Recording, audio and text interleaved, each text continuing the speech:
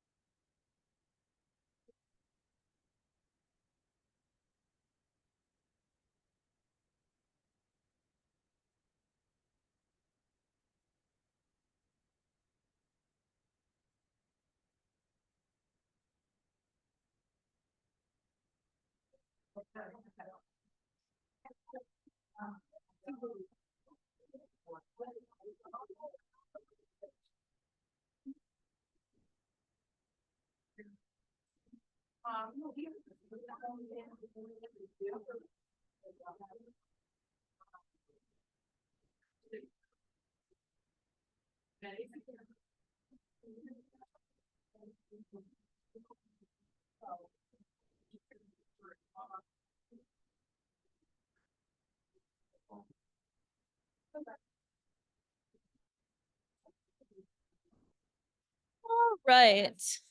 So let's come back together. We'll have a few more opportunities throughout to chat with each other.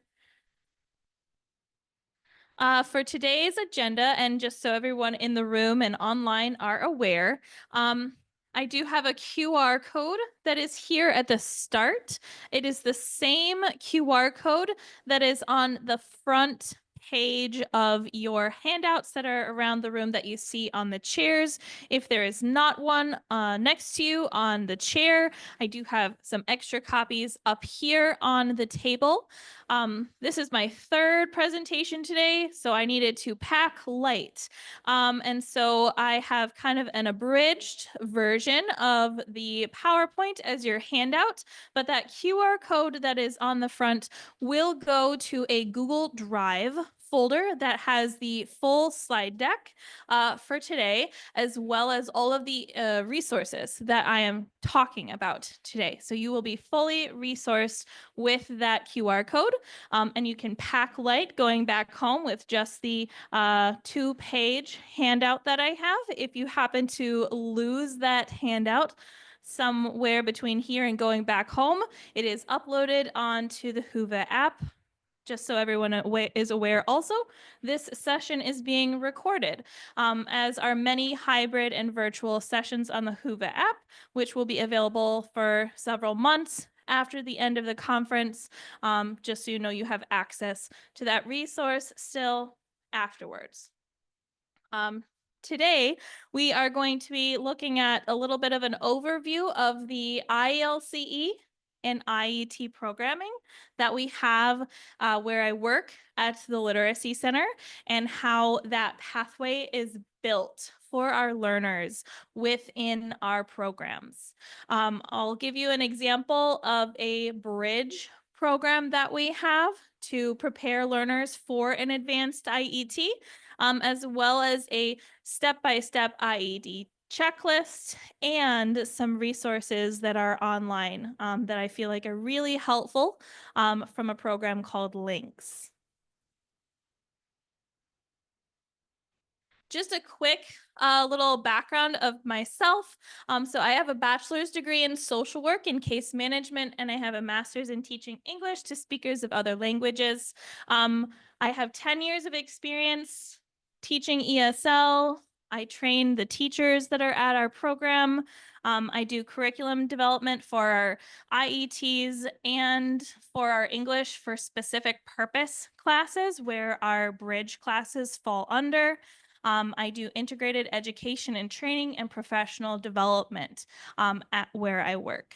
Some projects that I have been involved with are the COABE State Advocate on Adult Education Fellowship. I was in the second cohort for that. I participated in the sixth cohort for the Teaching Skills That Matter training, and I also participated in the pilot for the IET Advanced Bootcamp that is through Octay and AIR on links. If you have any questions about those, I know there's a few acronyms in there. You can let me know afterwards and we can definitely connect. A little bit of background about the Literacy Center, so you have a little foundation of knowledge of who we are, where we're coming from. We are the largest community-based organization in the state of Michigan. We started as the Kent County Literacy Council in the 1980s when many literacy councils began. And the program that I work for specifically is our customized workplace English program, where we do during, and post-employment ESL customized services. That program began in 2001, and IETs we started in 2018 at our program. So we have been doing IETs for several years since I started there in 2015. We've been working towards developing those IETs. Some IETs that we've had in the past include manufacturing fundamentals, healthcare IETs, including certified nurse assistant, pharmacy technician, and medical assistant and medical coding and billing.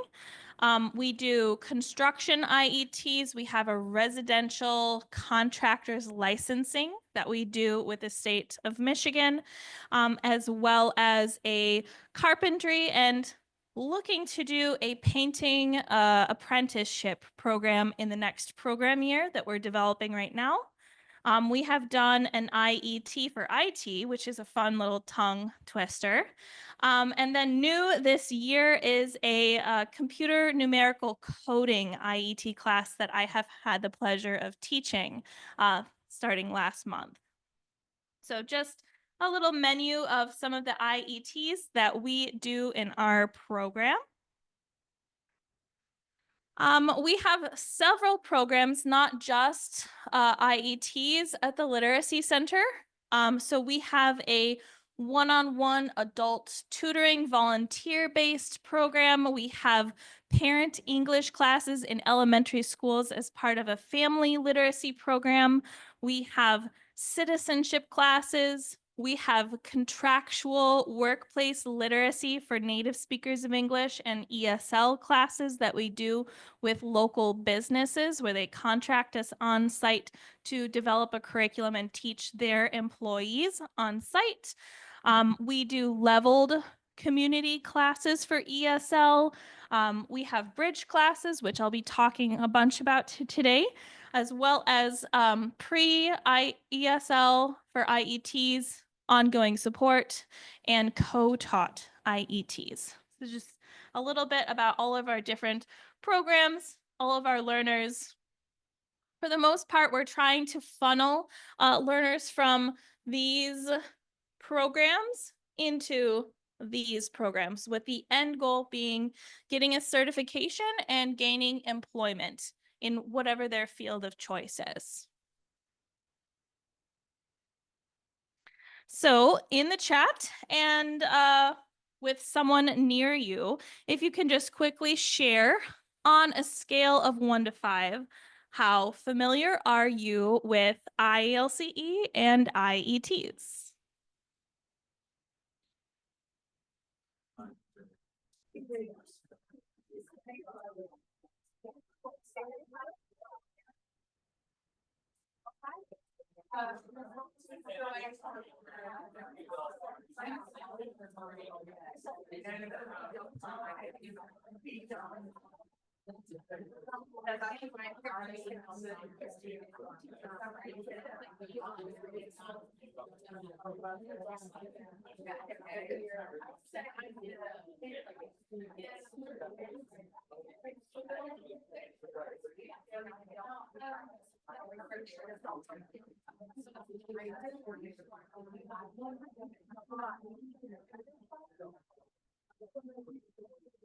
All right. We can come back together.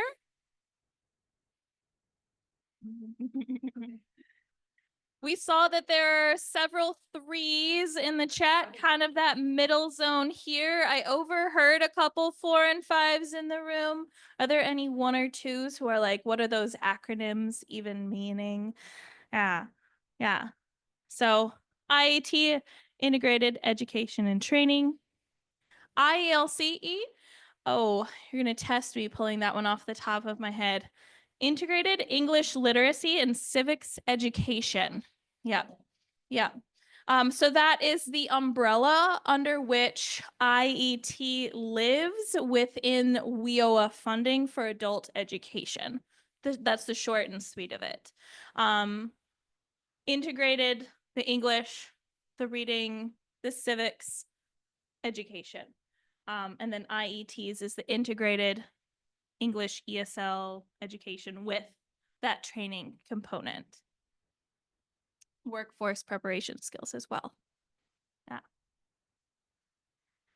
So our pathways within IELCE to get into an IET program. We want to prepare our students from the start when they enter our community English classes, regardless of whether they are career driven or not, to kind of be prepared for those workplace skills. We believe that those workforce skills translate directly to what I call our life force skills. There's a lot of tangible skills that can help people in the workplace, but also in their lives, their daily lives. So all in all, very helpful to them, regardless of whether they are, retired or not, if they are workplace driven.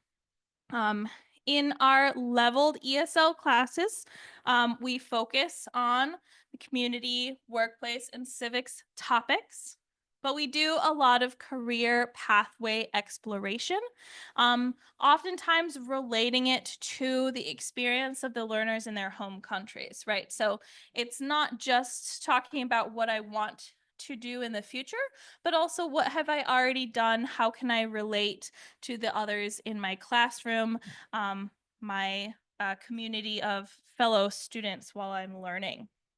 So some of the things that we do, and this is, I'll show you now, the Google Drive that I have set up for us that is attached to that QR code, is we do analyzing your interests. What type of career might you be interested in? So this is an example of a handout that one of our instructors has used in their classes in the past. There are a bunch of free career tests online that high school students, college students use. This is an example of one of those. So taking a survey to figure out, well, what am I good at? What are my interests? To just start to get that idea rolling, and preparing learners to engage with that survey by pre-teaching some vocabulary. Then following up with discussion, exploring, maybe turning it into a project where they present on that career field to their classmates, a tangible project that they can take away. And then here I also have some additional lesson ideas. How would you start talking about this? What's this research project with some of our standards related to doing this in class. And then some formal writing extension activities, informal writing extensions, as well as creating PowerPoint presentations, some relevant lessons that our instructor has used in the past related to this topic. So again, right from the get-go, with our general English classes, we are supporting our learners with talking about this topic. This is an intermediate type of level exploration. We do have level ESL 1 to 6 in our programming. And so, level 1, they have different materials that they're using. We use Ventures right now for our low level classes, and they do have a chapter about jobs, and so just starting with those basics and then building off of that and their own knowledge. Our classes again are open to any level and any labor status, but our IETs are only open to those who have the authorization to work and gain employment. These classes have been a great source for recruiting for our IETs. There are folks who are already engaged and know us and trust us in our programming. So it's a very easy sell to them, and they, find something that they are interested in our classes, and then we share the information to them about the IET and get them into the next step. So that's why that pathway is a pretty easy pathway for getting learners into our IETs. We also used web-based lessons, self-paced and in class. I'll talk a little bit more about the resources that we use on another slide. And then the instructor-led lessons that I just shared with you, but also career coaching. So I'm also our career coach at the Literacy Center. When learners are looking for a job, I'll pull them out of class and I'll meet one-on-one with them. Sometimes instructors will ask me advice. I have a learner who has XYZ situation, what can I do for them to help support them? And so I'll consult with instructors, and then sometimes I'll pop into the classes and I'll present on our IET opportunities, and I will explain to learners, what are the steps, what's the pathway, what are even the roles and responsibilities that are associated with this IET and career pathway. So doing a lot of support in the classroom within our IELCE programming. We also have Bridge ESL classes. So our current Bridge ESL class is our healthcare ESL. So those who do not test high enough into our advanced training programs, we do require ESL level 6 for our CNA, pharmacy tech, medical billing and coding, and medical assistant training programs. So this is focused on the intermediate step, building up that language, targeting the vocabulary that they really are craving. They want to learn about the healthcare field. And, some of our learners come into this class and they're like, I want CNA. But then by the end of the class, maybe they've explored several other careers. We also connect with a community partner that presents on medical interpreting. And so I'll often refer our learners to our local ISD, intermediate school district based adult ed program, to take classes with them. I believe that whatever the learner's goal is, that's where I want to send them. I don't want them to take the CNA class just for me to fill the CNA class. I really want it to be a career exploration for them. So it's their goals that we're focusing on. A little bit more about our Bridge ESL class. So we first started this ESL class again because we noticed this need. We had several learners who were at the lower level who were interested in becoming a CNA, which is fantastic. I love discussing with learners at all different levels what their goals are. But we wanted to make sure that we had something that was accessible for them, that they would succeed at doing, that wouldn't be too overwhelming for them. So in designing the curriculum, we found a balance between focusing on the different career exploration within the healthcare field and the English language acquisition. And I'll also mention this is just a snapshot of it, but I do have the full curriculum that we used in the last iteration of our healthcare ESL class that has our week by week breakdown of our topics and then the language functions that they're focusing on in the classroom, as well as some of the activities that they're doing throughout the class. So this is a 12-week class. Most of our classes are 60 hours long. So I believe this was 2.5 hours, 2 days a week, 60 hours total for 12 weeks. But we've done it in the past where it is a 10-week class and they made 6 hours a week, 2 days, 3 hours. That's kind of our best practice is to do a 60-hour cohort that's manageable, and we do it quarterly. Yeah. This is our bridge class curriculum, yes.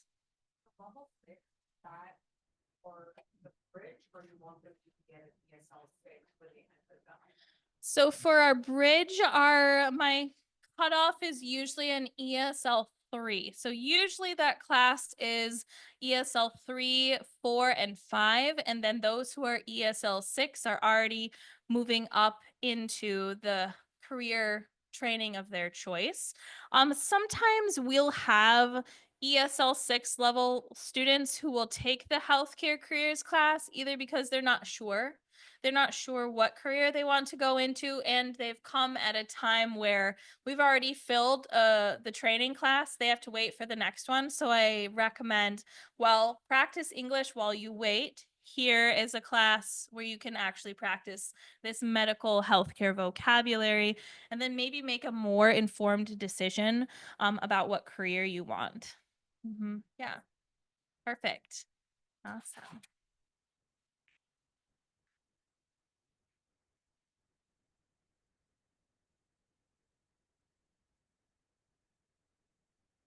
All right.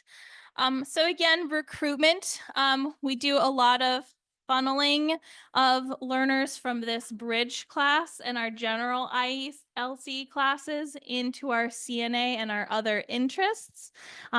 We have a lot of opportunities in the class for the learners to learn about different programs in the area and to kind of develop their interests and make that informed decision.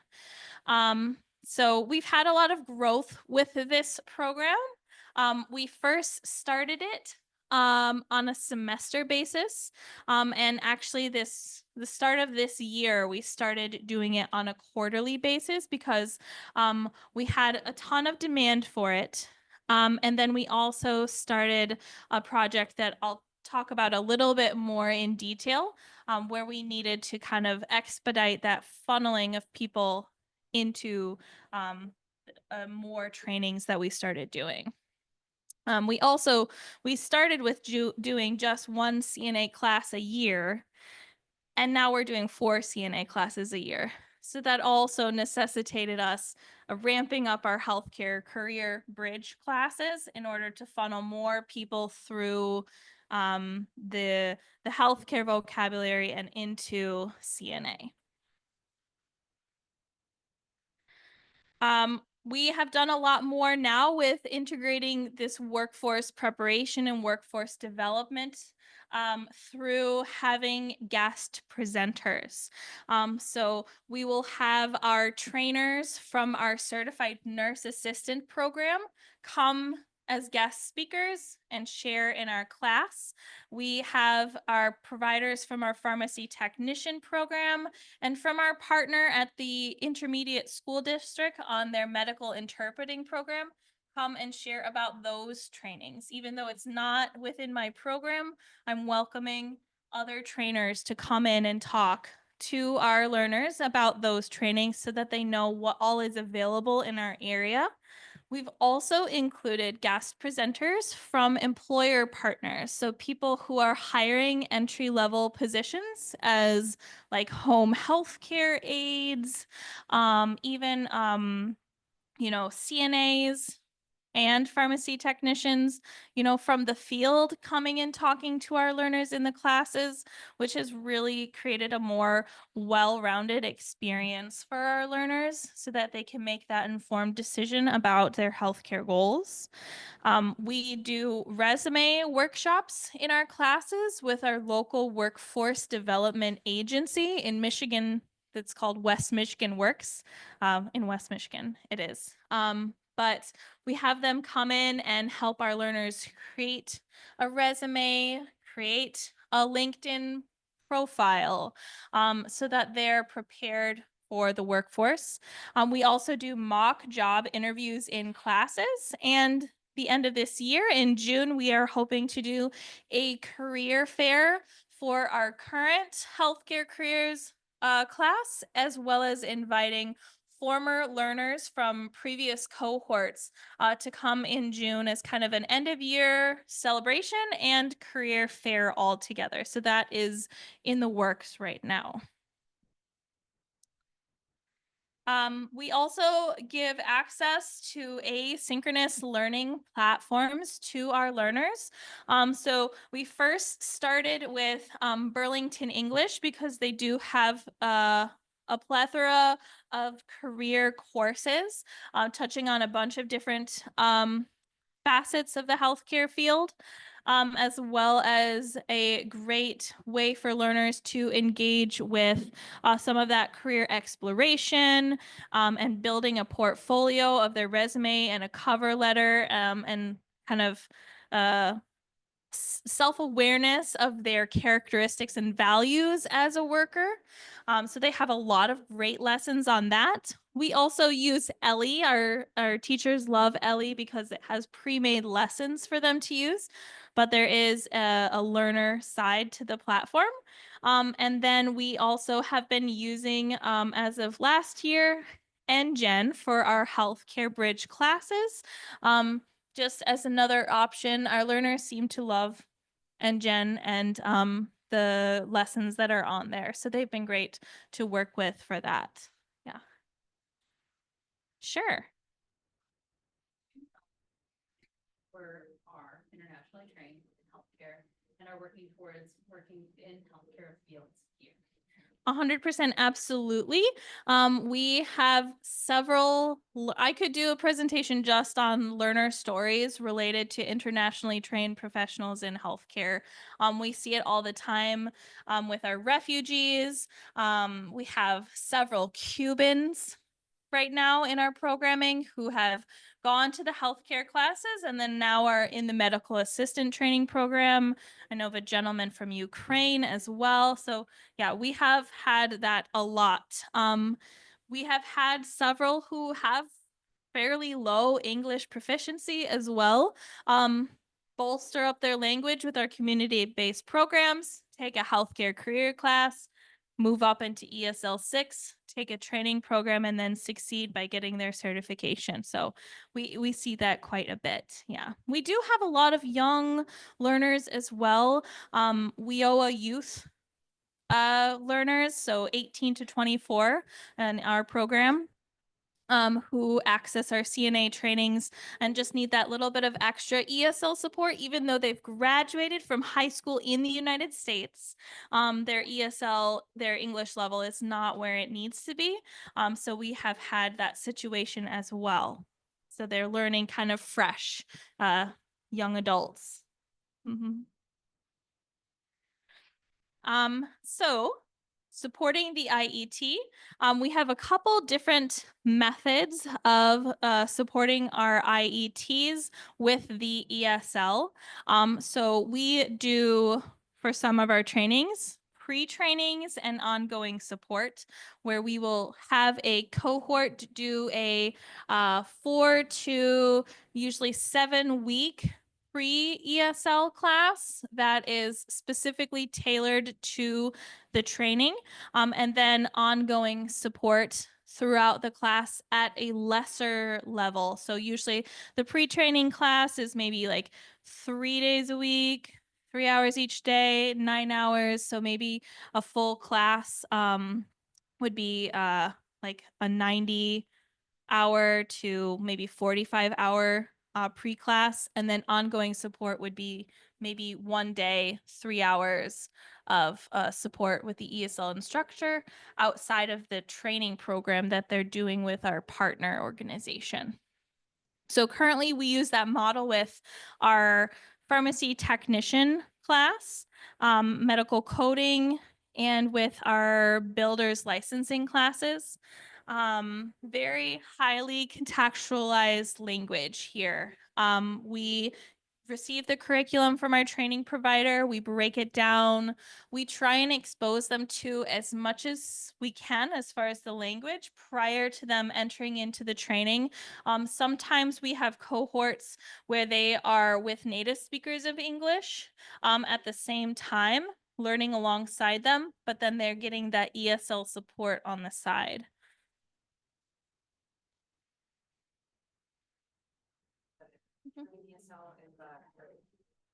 So the bridge class is what I would say for those who aren't taking the training. That's where they started, right? Yes. So pre-training would be for someone who qualifies for the training, and this is like the pre-class, the prerequisite before the training. And then the bridge class is just for those who have the interest, but they're not enrolled in the training yet. And taking the bridge class does not guarantee enrollment. They do have to reach that ESL 6 level for our healthcare bridge in order to access a CNA or pharmacy technician training. Um, I've had people take it twice in a row. It is like it's the same curriculum usually over again. Our instructors do modify between sessions. I inform learners about that, but I usually will recommend that they supplement it with one of our other classes as well. Yeah. That all makes sense. Yeah, that is part of the IET, though I will say, and it depends on what state you are in, IETs are usually concurrent, right? So they have to be that concurrent aspect. So sometimes we need to use our ILCE funding for the pre-training, and then the ongoing support is the IET component. So that's how we kind of mash them together and braid funding and make the case with our training provider that, you know, we want to provide this pre-training class. We're going to use ILCE funding, not IET. It's not going to be part of our submitted IET plan. But it is something that we see as a necessity to ensure that there's success. Yeah. It depends. So it depends on the time that we have leading up to the class. Sometimes it's 4 weeks, sometimes it's 7 weeks. And it's usually mimicking to some extent the schedule of the training. So if the training itself is 3 days a week, we try and make it 3 days a week. Maybe it's 3 half days instead of 3 full days. So it's kind of we build it in as part of the class. So the learners see it as the class. Yeah, yeah. It's all together. Yeah. We do have a class where we did it with it was just a 1 week. The teacher wanted 1 week ahead of the training to prep learners to pre-teach some things. And so we did a 1 weeker. And the learners, yeah, the learners were like, oh yeah, it's part of my class. And they seem to understand that, yeah. Mhm. That training ESL, that curriculum, did you have to modify that curriculum and then that shared curriculum with the state or? So no, it's not shared with the state because it's not IET funded. So we didn't have to share it with the state for like these cases. But components of it are drawn from the actual training curriculum. So it's kind of a resuscitation, it's a repeat of what is going to happen in the training. Or like, for example, our pharmacy technician and medical coding trainings, they use Canva infrastructure, which is a platform for learning management, kind of like Blackboard, if you're familiar with that, or Moodle. And so like we would pre-teach how to navigate, like the digital literacy of navigating that and accessing their homework and accessing the different activities. And like we would work with our trainer for them to create a cohort just for the pre-training and then upload activities that mimic some of the activities from the training. But yeah, we didn't share it with the state. We did tell them that it was a prerequisite that they attend a such and such week pre-training, but we didn't have to share our curriculum with them. Yeah. Mm-hmm. Yes.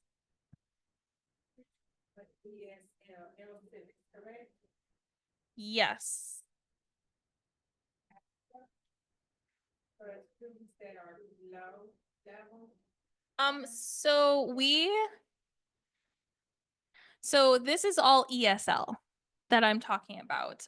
We have not at the Literacy Center dived into the realm of IETs for native speakers of English, just because like 95% of the population that we serve in our area are ESL. That's who's coming to us. We haven't had success getting a cohort.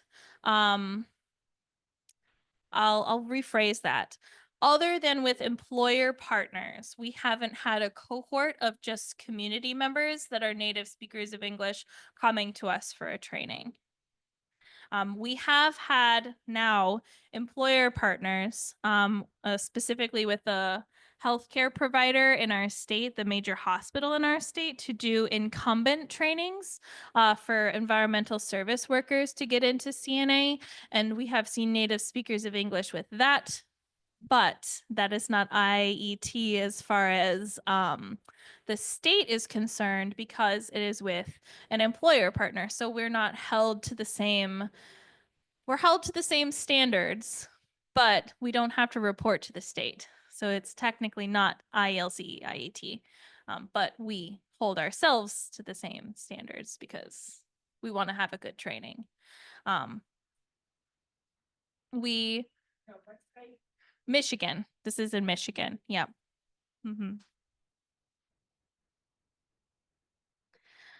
And then the other way that we support IETs is with just a fully concurrent ESL training. So we have, we don't have a pre-training. We just have a day, 1 day a week. Out of 4 days, maybe one of the days is the ESL day that complements and supports the IET. This is kind of the more common version of an IET. So we do this with our certified nurse assistant training. We've done this in the past with carpentry training. And then so the skills instructor, the training provider, is working closely with the ESL instructor to complement each other's curriculum. I'm doing this right now with the computer numerical coding class, where one day is the CNC training and then the second day is my day, the ESL training. And so I'm receiving the materials from the CNC instructor. I'm complementing what he is doing with my training day. Or I'm supporting workplace communication skills, workforce development skills like resume writing and that type of thing. So our ESL lessons are based directly on the skills curriculum for this model.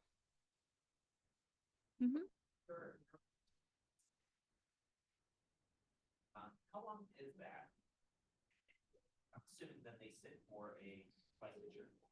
Yep. So in the state of Michigan for CNA, they have to attend 115 hours of training.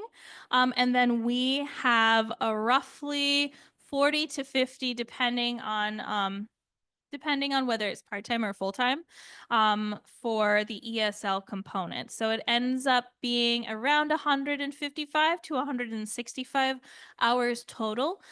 For a part-time class, that ends up being about 4.5 to 5 months, depending on how the holidays fall. And the schedule for their clinical practice, because they do have to do a clinical practice in the state of Michigan before they can sit to take their certification exam. Each IET is a little bit different. And it depends, again, yeah, if it's part-time or full-time and how many days a week that it meets. I know that for the residential contractors licensing that we do with the state of Michigan, that they need at least 90 hours. And then we usually will do about 40 hours of ESL, 45 hours of ESL. Best practice I usually say is I want the ESL component to be between a fourth and a third of the training time. At minimum, if it's half, that's great. The more time that I get with the ESL learners, the better supported that they are throughout the training, the better success they'll have on sitting for an examination usually. But yeah, at minimum, a fourth of the time should be ESL. And we supplement that too with asynchronous learning. And so if, let's say, my in-person time with them is less than I would like it to be, we're definitely going to put a requirement for the learners on how much time they will need to do in the asynchronous component, and do kind of more of a flipped hybrid model with the learners, so that, you know, they're watching or they're reading something outside ahead of the class time, so that they're prepared to dive right into the learning. We do that with NGen. Yeah. And NGen, Burlington English, and ELLE are the three that we use. So NGen is great. You send them a list of your learners. You already have the courses chosen. And then you can track the number of hours that they practice, either on a computer or on their phone. And then you can count that towards hours in their class for ESL. Training provider about like for ESL teacher, but if that's not their like, you know, like, oh, have a nurse teach you this. They're not a nurse, you can only focus on ELL components. Like, how do you navigate that? We have never had them tell us you can't teach that. Oftentimes they will come in and sit in our classrooms, especially with CNA. The trainer will pop into the class, will be available for any questions. I don't know. I think we're really lucky with our training provider partners in that I've never had an issue where anyone has said, "Oh, you're going over the line, you're not teaching something correctly, you're teaching something that we need to be teaching." I mean, even if we are repeating what is in their part of the classroom, it makes sure the learners are aware that we are not the content experts, that if they have a question that we cannot answer, and all of our instructors are trained to kind of say this, if there's a question that the instructor, ESL instructor, can't answer, then, you know, we'll bring it up to the training provider or encourage the learner to bring it up to the training provider, because we want them to be better informed with that type of a question. Yeah.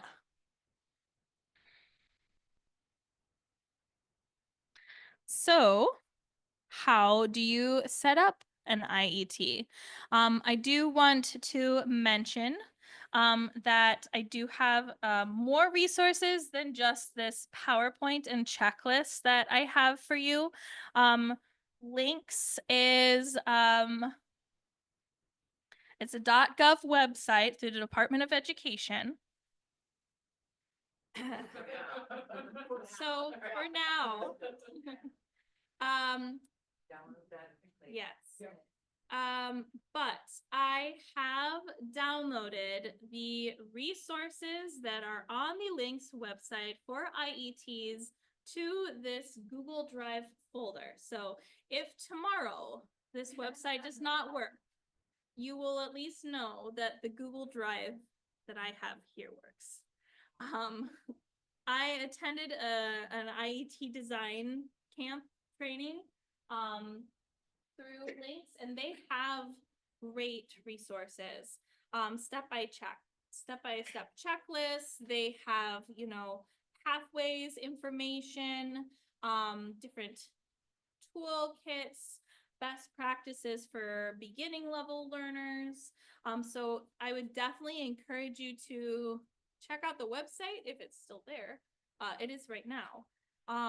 Or, comb through this folder in the Google Drive to check out their resources related to this. My step-by-step is kind of short and sweet. They have a much more in-depth design guide, strategy guides, working with partners, finding funding, grading funding, all of those different things. And they have a great community of practice and professional developments. I don't know if they'll be continuing with the professional development.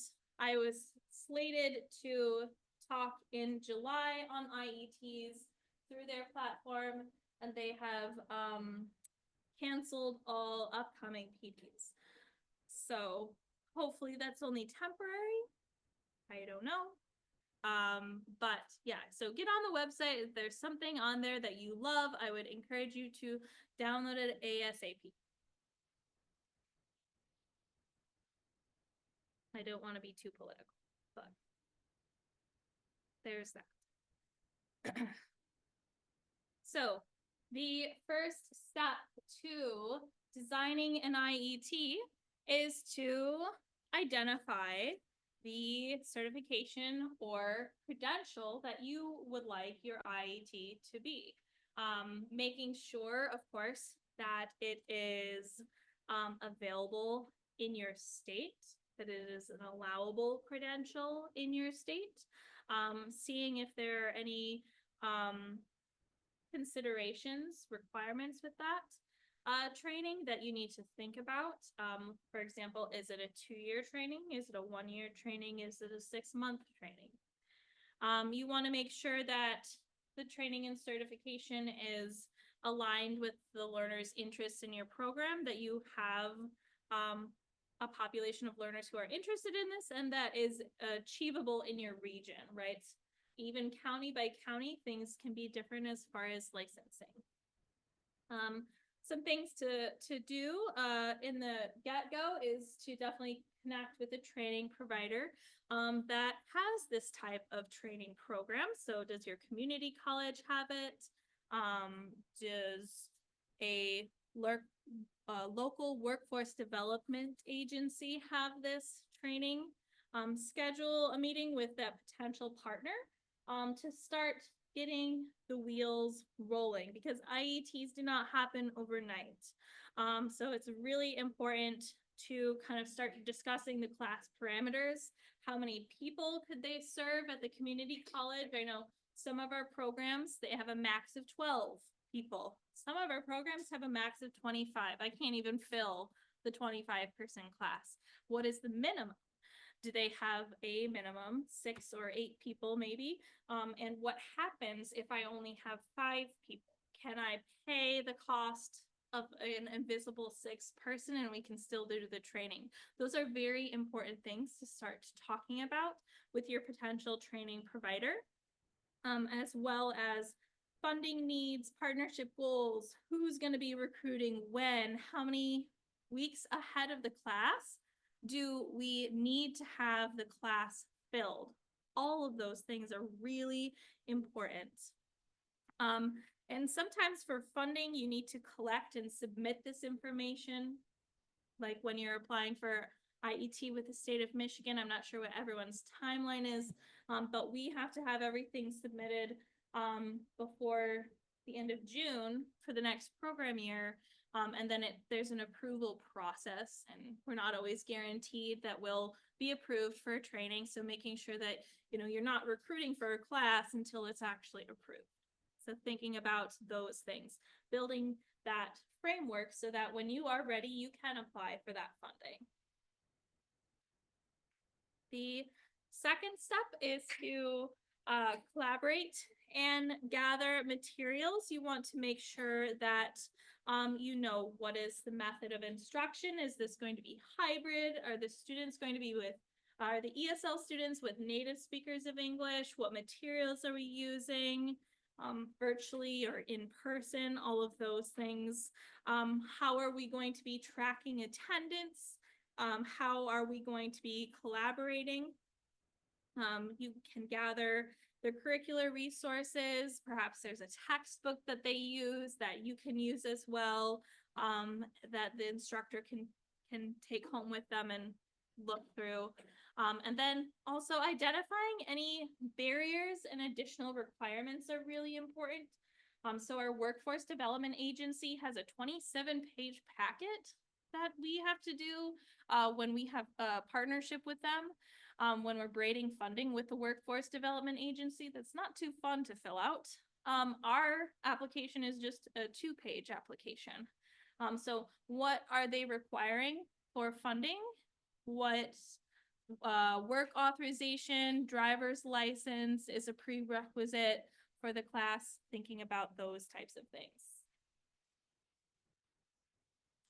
And then you want to recruit. So you want to set your recruitment goals and timelines, how many people by when, again, but actually the numbers. And if we don't have 10 people by this week, what are we going to do? What's our plan? So if you need to push back the class by 2 weeks, is that something that's possible for their training provider instructor? So making sure that those things are covered ahead of time is really important.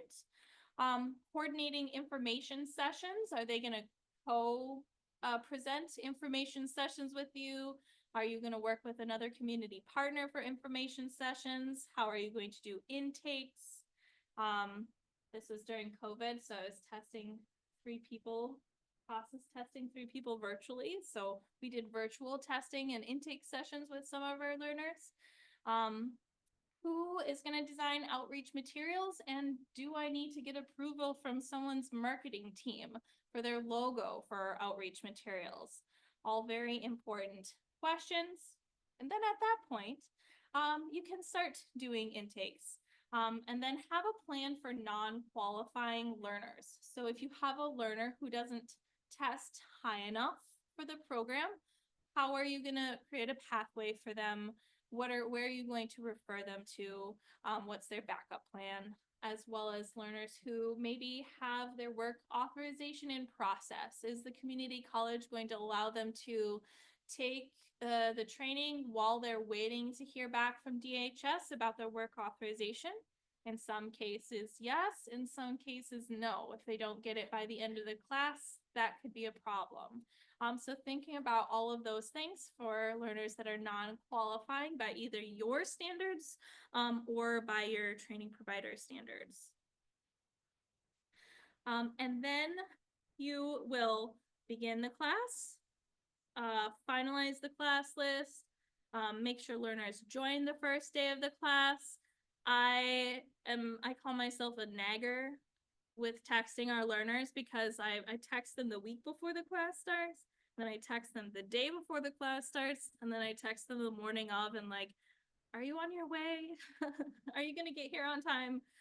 Making sure that I'm there for like a soft referral.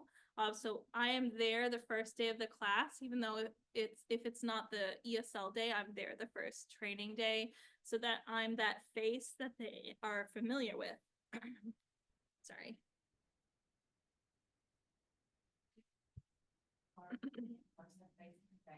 Most times. Yeah, so excuse me.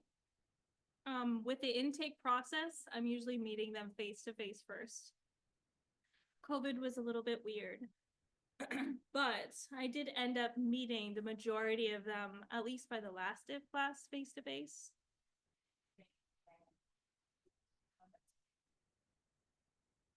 I feel like if they know I'm standing there waiting and welcoming them, that is a better experience for them in general. Like if at least for the first day of class, they know that I'm gonna be there. I say, I'll be there, I'll see you there.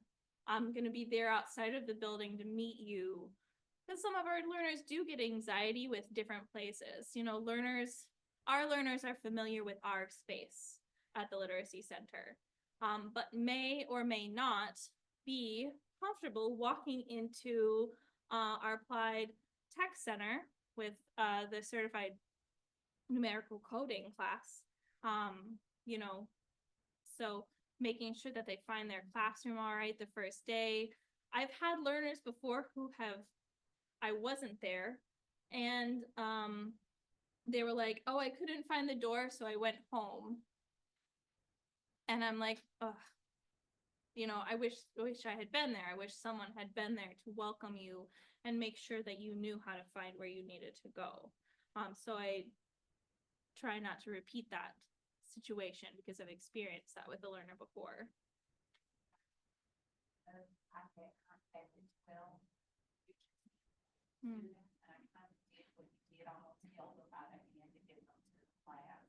But the day of the class, and I asked them to meet in the atrium of the building on the sixth show. And I was just like, I can only speak for other six, and I didn't know if I had any strategies that I could do that I won't repeat this mistake in the future. I mean, with our CNA class, I kind of drill into them that attendance is mandatory because you need to have a certain number of hours to sit for the state exam. So I tell them, like, if you miss class, you will not be able to take the certification.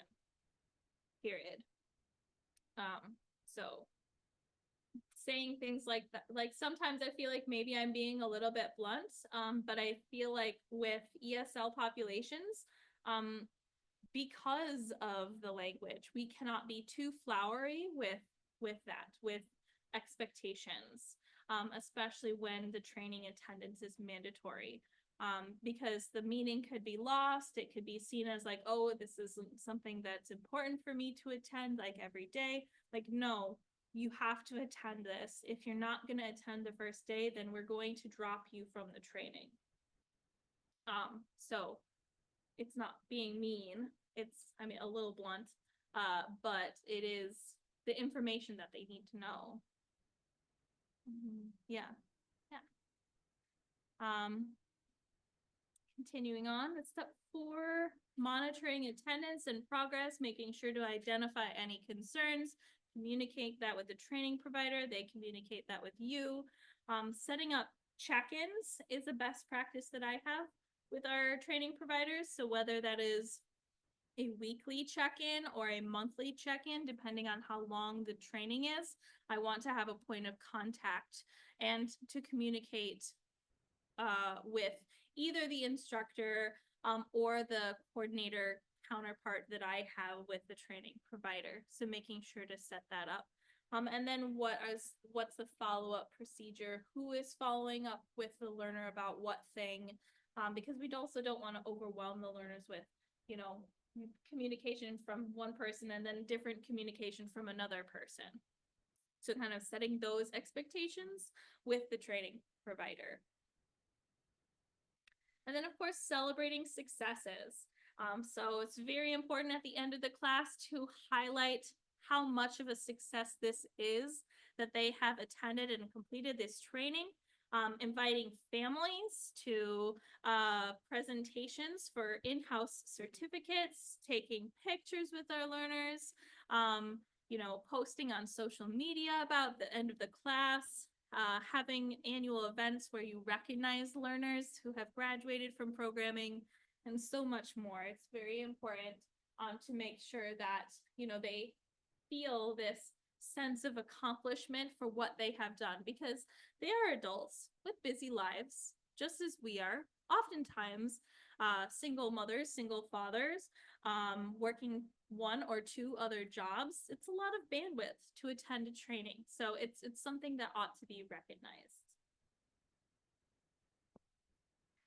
And we have 6 minutes for questions. Yes. How do you deal with, well, do students need to have their HSC in order to do clinicals or planning? Not in Michigan.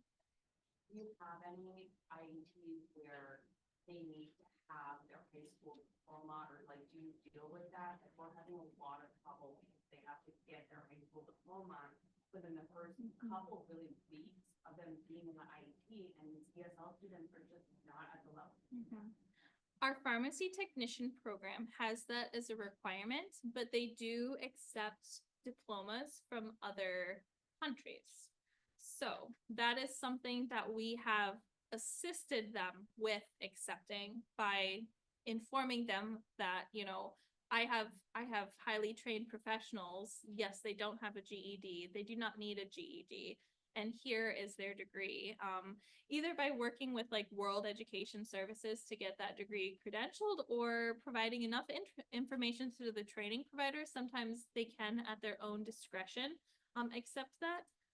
As well as employer partners can, at their own discretion, accept somebody who has a professional degree. So it depends on the case, but yeah, we've had that most trouble with that for a pharmacy technician training because it leads to that national credential. And so to sit for the national credential, we've had them have to have the GED unless they have a degree translated.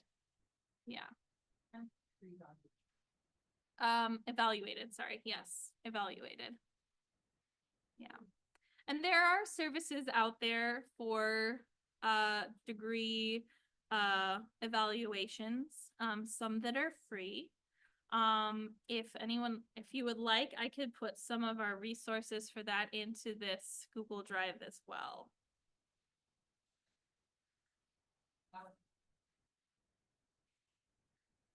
Kind of suffer from where hire, Mhm. almost a hire. And so when we provided that data to our training provider, they're like, you know, as long as they're enrolled in IET, we're fully the high school. Mhm. Yeah. Depending on the credentials, try that out. Right. Yeah. Mhm. That's quite a thing. We were happy that our CNA provider were already of that mindset that they knew about that with our employer demographics. So When I encourage them that if they have it, but once they have success, then it's so much easier to like encourage them. yeah. Any other questions? So again, this QR code is the same QR code that you have on your paper. It is uploaded also on the Whova app. Goes to that Google Drive. That's going to have all those resources for you and the full slide deck.